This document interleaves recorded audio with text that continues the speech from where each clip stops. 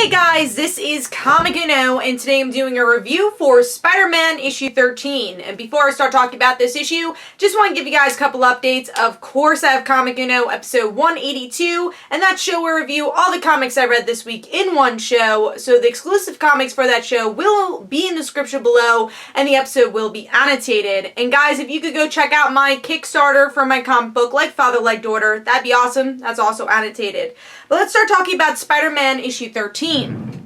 So this is the third part to Spider-Gwen Spider-Man crossover, and this is back towards obviously the Spider-Man book. So last month we started in Spider-Man, continued in Spider-Gwen, and now we're in Spider-Man again. So the narration kind of changes here from Spider-Gwen. They go back to Miles telling his friends what's been going on with Gwen and what's been up. So that kind of changes. But before I get into the story, I do want to mention the cover is pretty cool. I don't love the way Gwen looks. I feel like her body proportions are a little off there, but I mean, it's a cute cover. I just wasn't so much into the inking, and that goes into the actual book too.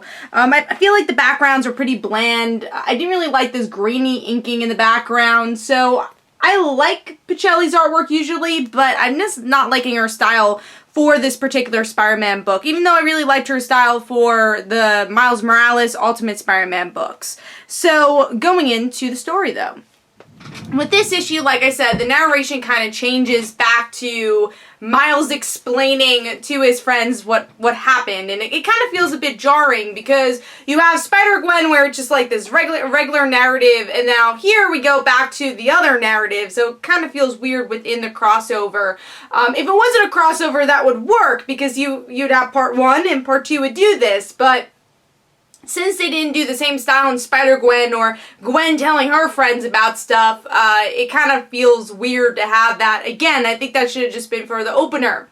And then also I feel like this issue is just a bit slow. It's Miles encountering his father of this universe and having to deal with saying, hey, this is not my dad, but it actually is. Gwen, will you help me? Yeah, sure. And then they go off. So not a lot happens, and especially with Gwen and Miles. I feel like with the last issue, in the Spider-Gwen issue, we got a bit more from them as a crossover, as two characters interacting. And yes, we get to see the two characters interact here, but not as much in this issue as last issue. And the thing with Miles' dad, I think, could be dealt with in any issue. Don't waste the potential and time of a crossover to deal with Miles' dad, or at least so heavily. I think there's a way to weave it in, like the last issue did a very good job at weaving both Gwen and Miles' story with their parents, but here I think it was a bit more lopsided. So overall, I gave this issue 3 stars. I was a bit disappointed with this issue. I think part 2 was a lot better. We'll see where the Spider-Gwen issue ends up going, but I feel like this was a lackluster part of the Sitting in a Tree story arc. But let me know in the comments below what you thought. This is Comic Uno. Don't forget to follow me on Twitter. Don't forget to like my Facebook page. Also, description below, there are links to my comic book, Like Father, Like Daughter. And don't forget to like the Facebook page of Like Father, Like Daughter. And I'll see you guys later. Bye.